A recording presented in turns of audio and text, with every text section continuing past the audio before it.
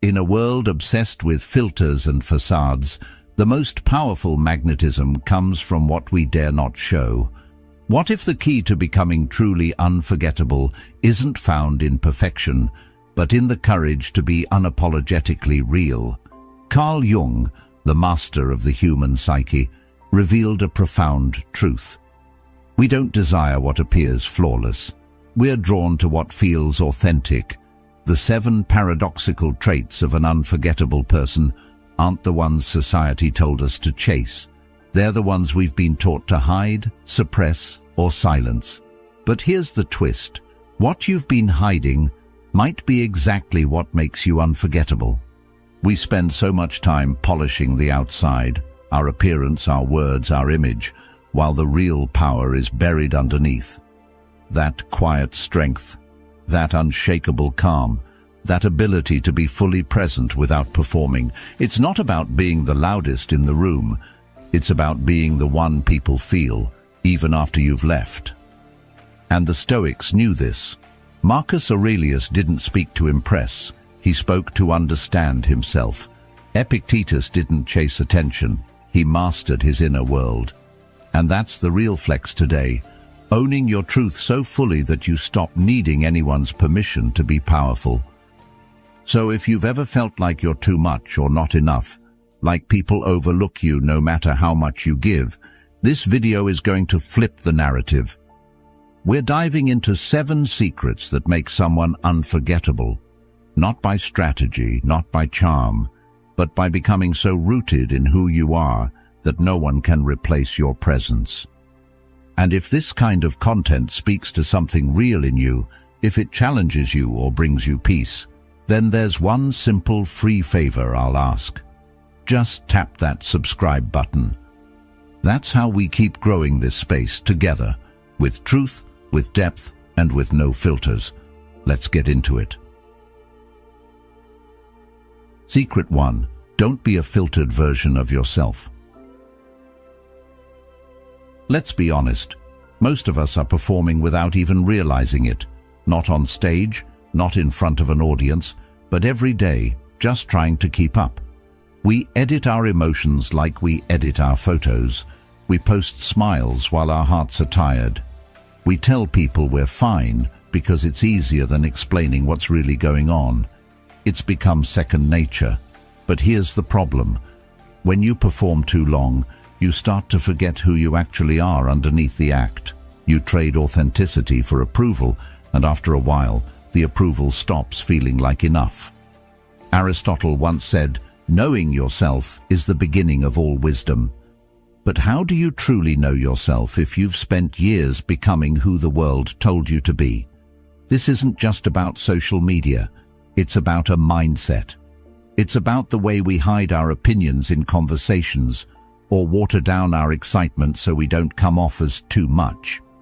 It's the way we avoid taking up space, because somewhere along the way we were taught that being fully ourselves was risky, too loud, too different, too inconvenient.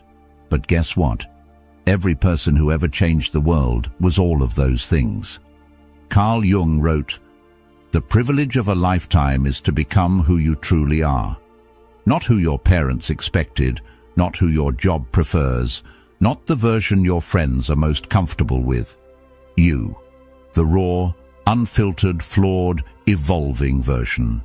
That's where your power lives, not in the polished image, but in the truth beneath it." Jung's entire psychological model was built around individuation, the process of integrating all the parts of yourself, even the messy ones, to become whole. And let's be real, wholeness is way more compelling than perfection.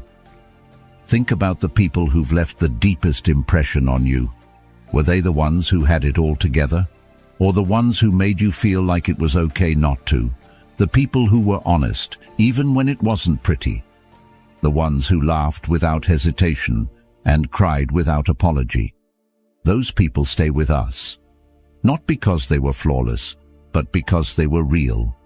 And in a world drowning in fakeness, real is revolutionary. Socrates challenged us to examine our lives, not just live them on autopilot. And part of that examination means asking the hard stuff, like, where am I pretending just to be accepted? If you sit with that question long enough, you'll find the cracks in your identity. The little places where you've traded truth for comfort, those are the places that need your attention, not your judgment, your attention, because that's where the masks live. And when you peel them off, you start to feel something wild and unfamiliar, freedom. And here's the thing, they'll tell you being real is too much, that you're too emotional, too quiet, too intense, too soft. But notice how every version of too much is just code for hard to control. And that's the point. Stoic philosopher Epictetus taught that freedom isn't about doing whatever you want. It's about not being owned by anything outside of you. When you stop bending yourself to fit into someone else's comfort zone, you reclaim that freedom. You become someone who lives from the inside out, not the other way around. Plato spoke of the shadow on the cave wall, a false image we mistake for reality. How many of us are still living in that cave, still mistaking the shadow version of ourselves, the one we think is easier to digest, for the real thing? But there's nothing digestible about authenticity. It's bold, it's layered, it's challenging, and yes, it's absolutely worth it. Because once you stop hiding, something incredible happens. The people who are meant for you find you. Not the ones who tolerate your shine, but the ones who reflect it back.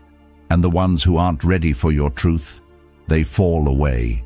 Quietly, naturally, without a fight. Let them go. Because you were never meant to be a watered-down version of yourself. You were meant to be whole, fully expressed, at peace with your contradictions. Not everyone will get it, and that's fine. You don't need 100 fans. You need a handful of people who see you, really see you, and love you because of it, not in spite of it. So the next time you find yourself playing it safe, putting on a mask to make someone else feel comfortable, pause. Ask yourself, is this me, or is this the version of me they'll accept? That one question can change everything, because self-respect doesn't start with boundaries. It starts with honesty. And the most important honesty is the kind you owe yourself. In the end, we're not remembered for being liked by everyone. We're remembered for being real with the few who mattered. Let your presence be something they feel, not just something they see. Let your authenticity speak louder than your appearance, and let your truth be the thing that makes you unforgettable. Secret 2, grow without losing yourself. Growth is one of those things we all say we want, but not everyone understands what it really looks like. Because real growth, it's not just reading more books or hitting a new milestone. It's letting go of old versions of yourself without losing your soul in the process. It's choosing to evolve, not because you're chasing approval, but because you're aligning more and more with your true self. And let's be honest, some people confuse growth with performance. They shapeshift to fit in, not to level up. But fitting in has never been the same as belonging. One changes your outfit, the other changes your life. Plato once said, "The first and greatest victory is to conquer yourself." That's the heart of real transformation.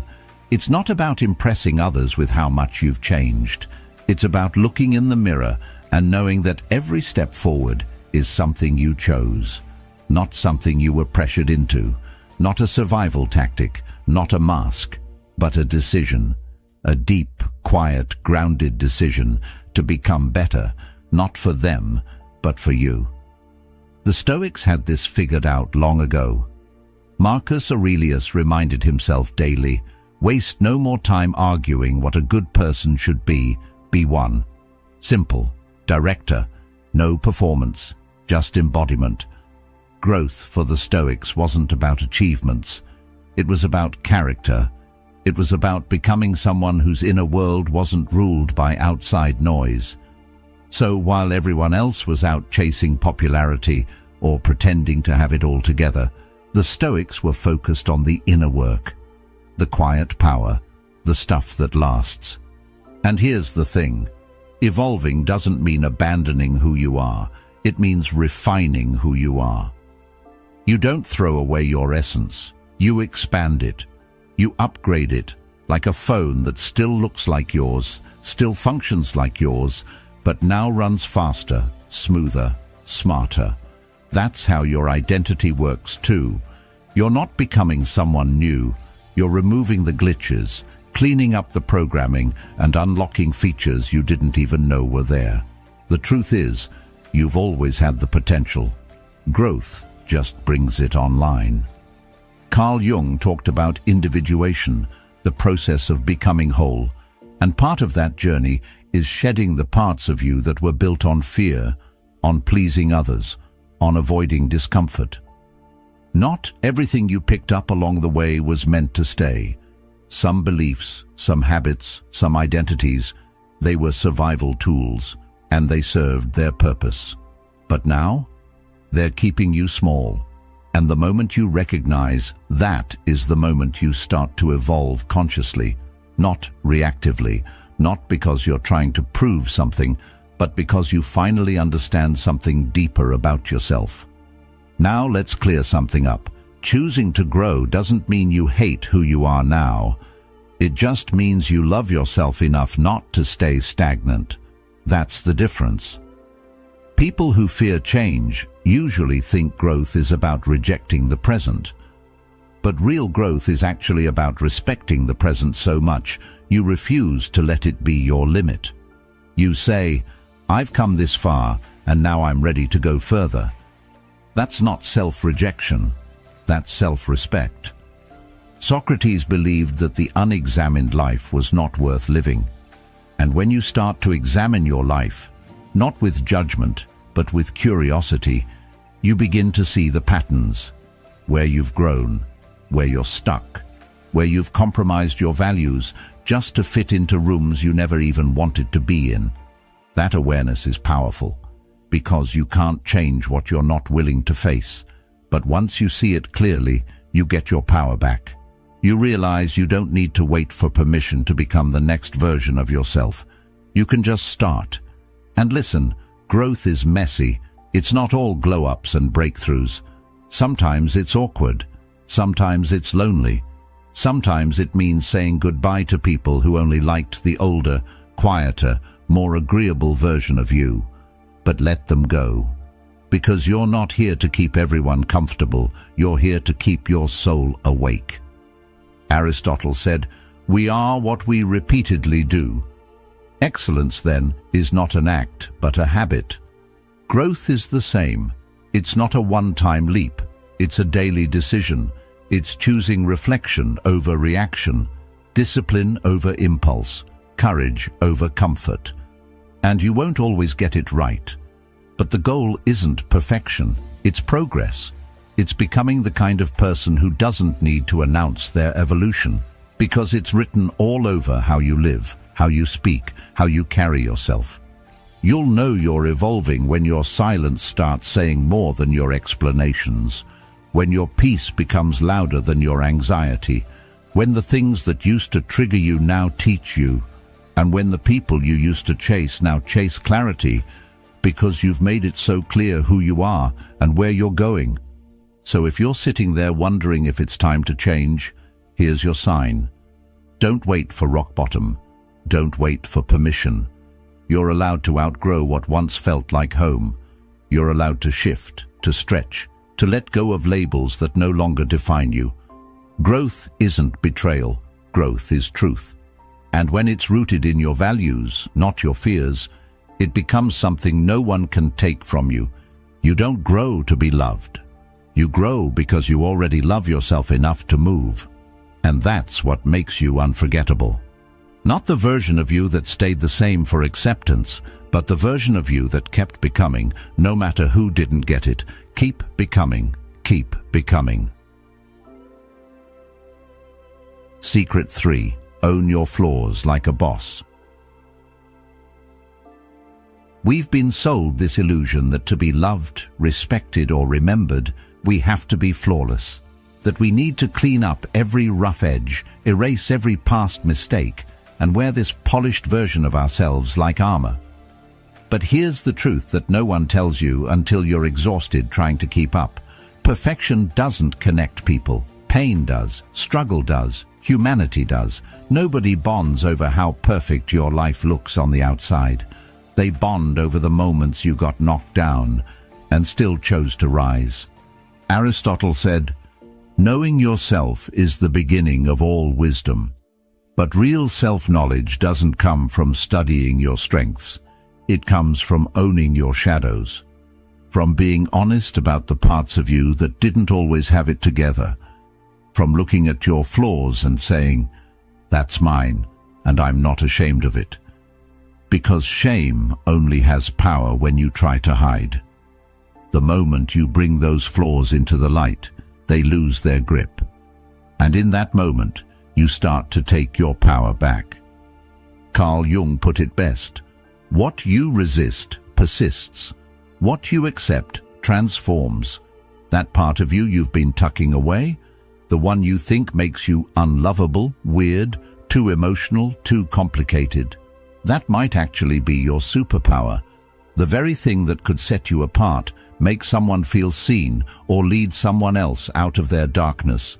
But if you bury it out of fear, you rob yourself and the world of what makes you uniquely you. We've all got scars, emotional ones, mental ones, maybe even physical ones. And society's been trying to sell us cover-up for years. Cover up your pain, your past, your sensitivity, your story. But those scars, they're not signs of weakness. They're proof you healed. They're proof you felt deeply, fought through, and didn't give up. That resilience, that bounce back, that's what makes you magnetic. People don't remember the person who never cracked. They remember the one who cracked, but didn't collapse. Let's bring in the Stoics for a second. Epictetus taught that it's not what happens to you, but how you respond that matters. So, your mistakes, your failures, they're not who you are, but your response to them, that's your character, that's your identity, that's your story. And stories, by the way, don't move people when everything goes right. They move people when the protagonist faces the fire and keeps going anyway. Socrates said, "Be as you wish to seem, not perfect, not pristine, just real," because people aren't looking for idols. They're looking for proof that being human doesn't make them broken. And when you show up, flaws and all, you become a mirror, one that reflects back to others what's possible when you stop trying to be untouchable and start being honest. Now think about this. What's one thing you've been hiding because you thought it made you less? One chapter in your story you've been scared to share because you worried it would make people look at you differently? What if, instead of making you weak, that part of your story actually makes you unforgettable? What if the thing you've been ashamed of is actually the exact thing someone else needs to hear to feel less alone? Plato believed that truth was not just something external, but something deeply internal. And what greater truth is there than to say, yes, I've struggled, yes, I've failed, and yes, I'm still here. That's not a confession, that's a declaration. That's you standing in your full humanity and refusing to shrink for anyone else's comfort. Because here's the thing, the world doesn't need another filtered personality. It needs realness. It needs people who've been through it and didn't let it turn them cold. It needs people who still care deeply, even after being hurt. Who still show up fully, even when it's scary. That's the kind of presence that sticks with you. That's the kind of energy that walks into a room and makes people feel something. You don't need to apologize for the old version of you. They were doing the best they could with what they knew. You honor that version by becoming someone stronger, someone wiser, not by erasing them, but by building on them. Your growth isn't about forgetting where you've been. It's about owning it so fully that no one can use it against you. So if you've got flaws, welcome to the club. You're not broken, you're just real. And real people don't need to be perfect. They just need to be honest, resilient, and willing to show up even when they're not finished healing. Secret 4. Stop needing. Start choosing. There's this quiet desperation so many of us carry without even realizing it. The craving to be picked, to be seen, to be validated. It starts young, right? We're trained to raise our hands and wait to be called on. To play nice, be agreeable, and hope someone notices us. But what no one tells you is this: the more you try to be chosen, the less you feel like you belong. Because being chosen puts all the power in someone else's hands. It says, I need you to see my worth before I can believe in it myself. And that's not power. That's permission-seeking dressed as love. But here's the shift that flips your whole reality. Stop waiting to be picked. Start deciding who earns access. That one change, it's not small, it's revolutionary. Because now, instead of shrinking to fit into someone else's world, you're standing tall in your own and asking, does this person deserve to be here? Not from arrogance, but from alignment. The Stoic philosopher Seneca said, as long as you live, keep learning how to live. And part of learning how to live is learning how not to beg for belonging. You weren't put here to audition for connection. You're not a product trying to earn a sale. You're a human being, full, flawed, growing, and the people who are meant for you, they won't need convincing. They'll feel your energy and recognize it, not just as valuable, but as rare. Carl Jung believed that people project their unmet needs and shadows onto others. So if someone makes you feel like you have to prove yourself to be worthy of love, maybe what they're really showing you is their own emptiness, their inability to see worth without performance. But that's their lesson, not yours to internalize. Your lesson is this: you are the chooser. Your life is your space. Your energy is your currency. And not everyone gets unlimited access just because they ask. Think about how different your relationships would look if, instead of wondering, do they like me, you asked, do they align with the version of me I'm becoming? Not the version that needs applause, not the one that settles, but the version that is grounded, evolving, and choosing peace over chaos. Suddenly, the focus isn't on how to be more likable, it's on how to live more authentically. And when you live from that place, something wild happens. People start respecting you, not for what you do for them, but for how you hold yourself. Plato once said, the measure of a man is what he does with power. And personal power, real, grounded, non-performative power, comes from having standards. From knowing that love, attention, and intimacy aren't things you chase. They're things you welcome when they come from the right place. You get to decide who steps closer and who stays at the gate. Not to play games, but to protect your peace. And let's be real, peace is expensive. You've fought for it. Don't give it away for cheap. There's a confidence that doesn't need to speak. A presence that doesn't need to perform. When you stop chasing approval, people feel it. They feel your self-respect. They feel your boundaries. And something in them, consciously or not, starts thinking, this person's different. I don't want to lose this. That's what makes you unforgettable. Not because you were the loudest, not because you were the most agreeable, but because you were whole, and you didn't hand out pieces of yourself to everyone who smiled at you. Socrates taught that the secret to change is to focus all your energy not on fighting the old, but on building the new. So build this version of you, the one who doesn't shrink, the one who doesn't ask to be chosen, the one who knows that the right people will never make them question their worth. And the wrong ones? Let them go. You don't need their permission to be powerful. So from now on, don't measure your value by how many people want you. Measure it by how true you are to yourself. Because when you show up with that kind of energy, that kind of intentionality, people feel it. And more importantly, you feel it. You walk different. You choose better. You no longer need to be chosen. You already are, by you, and that's what changes everything. Secret 5. Be intense, without apology. There's this unspoken rule floating around. Don't feel too much. Don't speak too passionately. Don't care too deeply. Be chill. Be easy. Be low maintenance. But let's tell the truth. None of that creates real connection. It creates distance. It creates performance. It turns you into a muted version of yourself. And if you've ever been told you're too much, too emotional, too sensitive, too intense, I want you to hear this loud and clear. That's not a flaw, that's a gift. You feel deeply because you care. You express intensely because you're alive.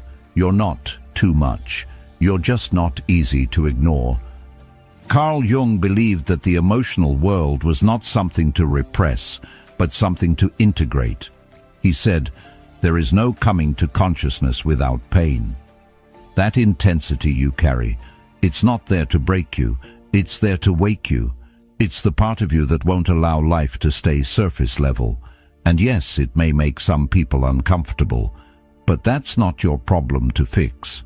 That discomfort usually says more about their emotional limitations than your emotional intelligence. And let's talk about intelligence for a second. Emotional depth is not weakness, it's wisdom. Aristotle spoke of the virtue of moderation, but he didn't mean suppressing your nature. He meant mastering it, directing it, feeling without drowning, loving without losing yourself. That's the difference between chaos and courage. And make no mistake, your ability to feel deeply is courageous. Because in a world where most people numb out, scroll endlessly, or build walls, you show up with your heart still open. That's not too much. That's rare. Now, why do people call you too much? Because intensity can't be controlled. It demands presence. It asks questions. It feels everything. And that level of honesty scares those who are hiding behind masks. Your passion makes them question their apathy. Your tears make them face their numbness. Your truth, it makes them uncomfortable with their lies. So rather than do the work to meet you where you are, they label you too intense, too emotional, too complicated. But that's not truth. That's projection. The Stoics, yes, even the masters of self-discipline, never told us to deny emotion. They told us to understand it. Marcus Aurelius wrote, "You have power over your mind, not outside events. Realize this, and you will find strength." That includes your emotional life. You don't need to tone yourself down. You just need to direct your fire. Channel your passion. Let your emotions inform you, not rule you. That's strength. That's emotional maturity. That's what sets you apart. Socrates once said, "To know thyself is the beginning of wisdom." Well, knowing yourself means knowing how deeply you feel and not making yourself wrong for it. It means honoring the fact that your sensitivity isn't weakness. It's awareness. It's your radar for truth. It's the reason you walk into a room and feel what no one is saying. It's why your intuition is so strong, why your connections go deeper, and why the people who truly know you feel seen in a way they've never felt before. So no, you're not too much. You're just unwilling to live small. You're unwilling to fake indifference. You're unwilling to detach from things that matter to you. That doesn't make you difficult. That makes you authentic. And in a world that teaches people to shut down, you're choosing to stay open. That's a choice. That's a strength. And it's unforgettable. So the next time someone tells you you're too much, smile.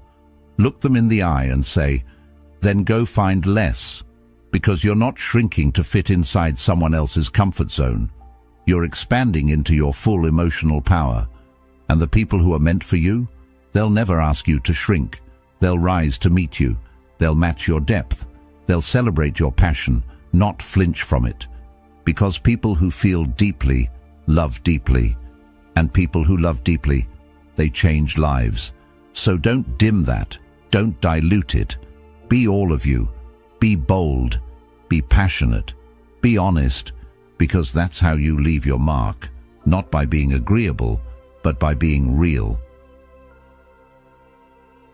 Secret 6. Hold your standards without guilt.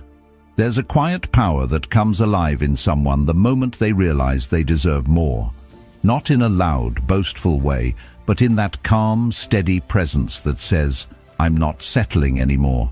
It's like a switch flips, and suddenly the old patterns, the one-sided relationships, the draining conversations, the tolerating, the pretending, they stop.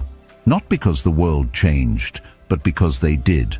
Because once you know what you're worth, the begging ends, the chasing ends. You're no longer seeking scraps of love or fragments of attention. You're holding out for what's real. Epictetus, one of the great Stoic philosophers, said, "Never value anything as profitable to yourself which shall compel you to break your promise, to lose your self-respect, or to hate any man." Translation: if you have to betray yourself to keep someone, it's already too expensive. And the people who get that, the ones who walk away without burning down the room, they're dangerous in the best possible way, because they can't be manipulated, they won't be guilted, and they won't stay where their peace keeps getting broken. See, most people aren't afraid of losing someone who needs them. They're afraid of losing someone who doesn't need them, but chose them. There's a difference. When you know what lifts your energy and what drains it, you stop making decisions from loneliness. You start making them from clarity, and that's rare. That's magnetic. That's what makes people want to earn a place in your life instead of assuming one. Carl Jung said, "The most terrifying thing is to accept oneself completely. But the truth is, once you do, you stop asking others to do it for you. And when you're no longer performing for love, people start seeing the real you. That version, the one who's grounded, self-respecting, unwilling to play small, is the version they don't want to lose, because that kind of presence is stabilizing. It's refreshing. It's real. But let's be clear. Boundaries aren't walls. They're filters. They don't push people away. They let the right ones in. Boundaries say, here's what I will allow. Here's what I won't. Not because I'm cold, but because I'm clear. And that clarity, that's what keeps your energy safe. That's what makes sure you're not constantly in repair mode, recovering from things that should have never gotten through your door in the first place. Socrates taught that the secret of change is to focus all of your energy not on fighting the old, but on building the new. So if you're tired of being drained, overlooked, or taken for granted, maybe it's time to stop trying to fix the people who don't know how to value you. Maybe it's time to build a new standard, a new way of showing up that doesn't bend just to keep the peace. Because peace that costs your self-worth is just disguised self-abandonment. And here's the thing, knowing what you deserve doesn't mean you think you're better than anyone. It means you've finally decided you're not less. That decision changes the way you speak, the way you love, the way you choose. You stop entertaining half effort, half presence, half truth. You don't demand perfection, but you require consistency. You don't want fairy tales, you want honesty. And you stop asking, am I asking for too much? And start asking, why was I settling for so little? Aristotle said, we are what we repeatedly do. Excellence, then, is not an act, but a habit. So let self-respect become a habit. Let saying no when something feels off become natural. Let choosing peace over popularity become your go-to move. The world will adjust. The wrong ones will fall away. The right ones will rise. So here's your challenge. Revisit your standards today. Not your wish list, not the fantasy, but your non-negotiables. The things that protect your peace, that protect your time, that protect you. Because once those are in place, you stop waiting to be treated right. You start expecting it. And that changes everything. Secret 7. Love from fullness, not from lack. There's a kind of love that feels like pressure, like weight, the kind that whispers, "Don't leave me, I need you to be okay." It's not bad intentioned, but it's heavy. It's the kind of love that suffocates instead of supports. And here's the reason why. When you love from a place of emptiness, that love becomes a transaction, a subtle plea for emotional survival. You're not really offering love, you're offering need. And that kind of love, no matter how sincere, ends up exhausting both people. Carl Jung said, "The most terrifying thing is to accept oneself completely." But that's also where real love begins. Because once you accept yourself, fully and without conditions, your love stops being something you need to survive and becomes something you choose to give. You're no longer handing people your broken pieces and begging them to glue you back together. You're whole. And when you're whole, your love becomes light. It becomes peace. It uplifts instead of overwhelms. You see, people think intensity equals love, that clinging means connection. But real connection isn't built on fear of losing someone. It's built on the freedom to choose them over and over again, without fear, without dependency. And that kind of love, it's rare, because it's not about possession, it's about presence. It says, "I'm here because I want to be, not because I'll fall apart if I'm not." The Stoics taught that our peace should never be at the mercy of things we cannot control. Epictetus reminded us, "Only the educated are free," in this case, emotionally educated, free from the need to be validated to feel worthy, free from giving love just to receive it back. When you've done the inner work, when you've filled your own cup, you don't chase love anymore, you radiate it. And radiance is unforgettable. Think about it. When someone walks into a room with calm confidence, with joy that doesn't rely on others, you feel it. It's magnetic, it's grounding, it's healing, and people fear losing that kind of energy, not because it feeds their ego, but because it awakens something real, something stable, something sacred. You don't get that kind of presence from someone who's emotionally starving. You get it from someone who knows they're already full, and anything they share is a gift, not a cry for rescue. Socrates once said, "The hottest love has the coldest end." That's the kind of love born from obsession, from neediness, from trying to fill a void through someone else. But when your love starts from fullness, when it flows from a life you've built, peace you've earned, joy you've discovered in your own silence, that love doesn't burn out. It evolves, it breathes, it doesn't collapse under its own weight, because it's not asking to be saved. It's offering a hand to walk beside someone. This is why it's so important to fill your own cup first, not later, not when someone worthy comes along. Now, because if your cup is empty, you'll drain every connection, trying to quench a thirst only you can satisfy. But if your cup is full, if you've spent time healing, loving yourself, building your sense of worth, you'll give from your overflow. And the people who deserve to be close to you, they won't try to drink from your source. They'll be nourished by the abundance. And they'll honor it. Aristotle believed that the highest form of love, philia, was not romantic, but virtuous friendship, a bond between people who seek the good in each other and themselves. That kind of love doesn't cling, it doesn't control, it strengthens both people to become more of who they truly are. And you only get there by being whole before you arrive. So ask yourself, am I giving love from a wound or from wisdom? Am I offering my heart from fear or from freedom? Because love should never feel like a lifeline. It should feel like light. And the truth is, you don't need someone to complete you. You need someone who complements the wholeness you already fought hard to earn. That's the energy people are afraid to lose. That's the presence they'll never find twice. So take care of yourself first. Fill your soul. Know your worth. And then, when you love, let it be a reflection of your fullness, not a plea to be filled. The right ones, they won't just stay. They'll protect that light, because they'll know they're in the presence of something rare, and you'll know it too.